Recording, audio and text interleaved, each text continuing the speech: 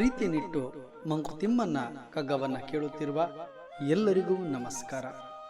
ಮಾನ್ಯ ಡಿವಿಜಿಯವರ ಮಂಕುತಿಮ್ಮನ ಕಗ್ಗದಿಂದ ಆಯ್ದ ದಿನಕ್ಕೊಂದು ಕಗ್ಗದ ಸರಳ ತಾತ್ಪರ್ಯವೇ ಜ್ಞಾನವೇ ಬೆಳಕು. ಸರಣಿ ಸಂಚಿಕೆ 151. ನಾನು ನಿಮ್ಮೊಂದಿಗೆ ಕರುಣಾಕರ ಬಳಕೂರು. ಕಗ್ಗ ಗಾಯನದಲ್ಲಿ ವಿದ್ವಾನ್ ಸುರೇಶ್ ರಾವ್ ಅತ್ತೂರು.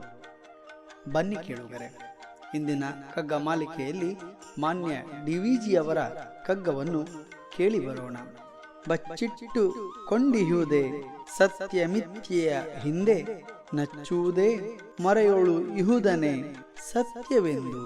ಅಚ್ಚರಿಯ ತಂತ್ರವಿದು ಬ್ರಹ್ಮ ಸೃಷ್ಟಿಗಳೇಕೋ, ಮುಚ್ಚಿಹವು ಸಾಜತೆಯ ಮಂಕುತಿಮ್ಮ. ಬಚ್ಚಿಟ್ಟುಕೊಂಡಿಹುದೇ ಸತ್ಯ ಮಿಥ್ಯೆಯ ಹಿಂದೆ, ನಚ್ಚುವುದೇ ಮರೆಯೊಳಿಹುದನೆ ಸತ್ಯವೆಂದು.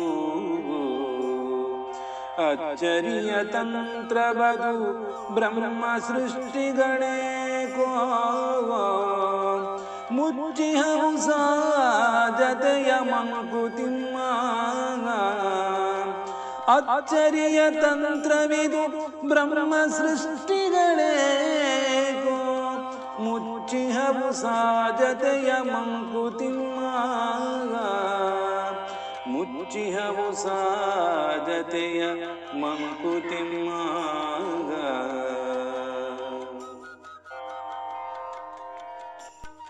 ಪ್ರಿಯರೇ, ನಾವೆಲ್ಲರೂ ಬದುಕುವ ದಿನನಿತ್ಯದ ಜಂಜಾಟದಲ್ಲಿ ಸತ್ಯ ಮತ್ತು ಅಸತ್ಯಗಳು, ಸತ್ಯ ಮತ್ತು ಮಿಥ್ಯಗಳ ನಡುವೆ ಮುಖಾಮುಖಿಯಾಗುತ್ತಾ ಇರ್ತದೆ.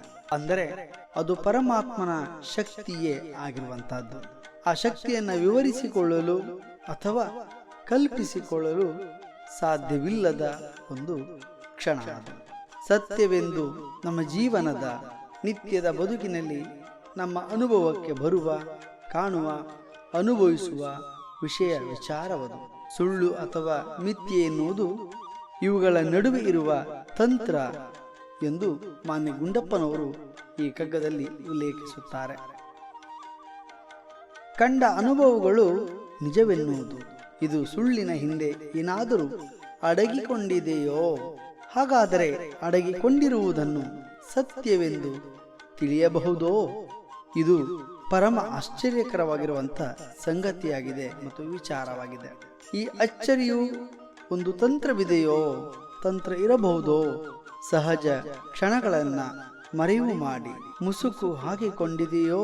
ಅದಕ್ಕಾಗಿ ನಾವೆಲ್ಲರೂ ಈ ಕ್ಷಣದಿಂದಲೇ ಮುಸುಕನ್ನು ತೆಗೆದರೆ ಸಹಜತೆಯ ತಿಳಿವು, ಅರಿವು ನಿಮ್ಮದೆಲ್ಲರದು ಆಗ್ತದೆ. ಈ ಭೂಮಿಯ ಮೇಲೆ ಪರಂಪರೆಯ ಸನಾತನ ಕಾಲದಿಂದಲೂ ನಾವು ಕಾಣುವುದನ್ನು ಈ ಹಿಂದೆಯೇ ನಮ್ಮ ಹಿರಿಯವರು ಕಂಡಿದ್ದಾರೆ. ಅದರ ಪ್ರತಿರೂಪವೇ ಇಂದಿನ ವಾಸ್ತವ ಪ್ರಪಂಚದಲ್ಲಿ ನಾವು ಕಾಣುವಂತಹದ್ದು. ಗೊಂದಲಗಳು ಇಲ್ಲಿ ಮುಖ್ಯವಲ್ಲ. ಭಗವಂತನನ್ನ, ಪರಮಾತ್ಮನನ್ನು, ಇಡೀ ಜಗತ್ತಿನ ಪ್ರಕೃತಿಯ ಅಣುವಿನಲ್ಲಿಯೂ ಆತ ಇದ್ದಾನೆ. ನಮ್ಮ ಅಂತರಂಗದ ಭಕ್ತಿ ಭಾವಕ್ಕೆ ಆತ ಖಂಡಿತವಾಗಿಯೂ ಕೂಡ ಸಿಗುತ್ತಾನೆ. ಕಣ್ಣಿಗೆ ಕಾಣುವುದನ್ನ ಅಸತ್ಯ, ಸುಳ್ಳು ಎಂದು ಹೇಳುವುದು ತಪ್ಪಾಗ್ತದೆ. ನಿತ್ಯದ ಬದುಕಿನಲ್ಲಿ ನಮ್ಮ ನಡುವೆ ಇರುವ ಪ್ರೀತಿ ಭಾವ ಪ್ರಪಂಚದ ಅನುಭವವು ಕೂಡ ವೈಶಿಷ್ಟ್ಯಪೂರ್ಣವಾಗಿರುವಂತಹ ಒಂದು ಹೊಸ ಲೋಕಕ್ಕೆ ನಮ್ಮನ್ನ ತೆರೆದುಕೊಳ್ಳುತ್ತದೆ. ಗಾಳಿಯ ಸ್ಪರ್ಶವಿದೆ.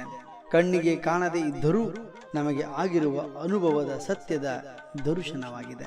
ಕಣ್ಣಿಗೆ ಕಾಣುವ ಮತ್ತು ಕಣ್ಣಿಗೆ ಕಾಣದೆ ಕೇವಲ ಅನುಭವದಲ್ಲಿಯೇ ಪರಮಾತ್ಮನ ದರ್ಶನ ಆಗುವ ಆ ಕ್ಷಣ ರೋಮಾಂಚನವಾಗಿರುವಂತಹದ್ದು. ಆ ಅನುಭವವೇ ಸತ್ಯವಾಗಿದೆ. ಹಾಗಾಗಿ ಸತ್ಯ ಅಸತ್ಯಗಳ ನಡುವಿನ ಗೊಂದಲವನ್ನ ಬಿಟ್ಟು ಬದುಕಿನ ಮೆರವಣಿಗೆಯಲ್ಲಿ, ಹೋರಾಟದ ಜಂಜಾಟದಲ್ಲಿ ಪ್ರೀತಿ, ಪ್ರೇಮ, ವಾತ್ಸಲ್ಯವನ್ನು ಒಳಗೊಳ್ಳುತ್ತಾ ಬದುಕಿನ ಆಸ್ವಾದವನ್ನು ಸರ್ವರೊಳಗೆ ಒಂದಾಗಿ ನಾವೆಲ್ಲರೂ ಸಂಭ್ರಮಿಸೋಣ. ಬಂಧುಗಳೇ, ನಾಳೆ ಇನ್ನೊಂದು ಕಗ್ಗದೊಂದಿಗೆ ಬರುತ್ತೇವೆ. ಅಲ್ಲಿಯವರೆಗೆ ನಮಸ್ಕಾರ.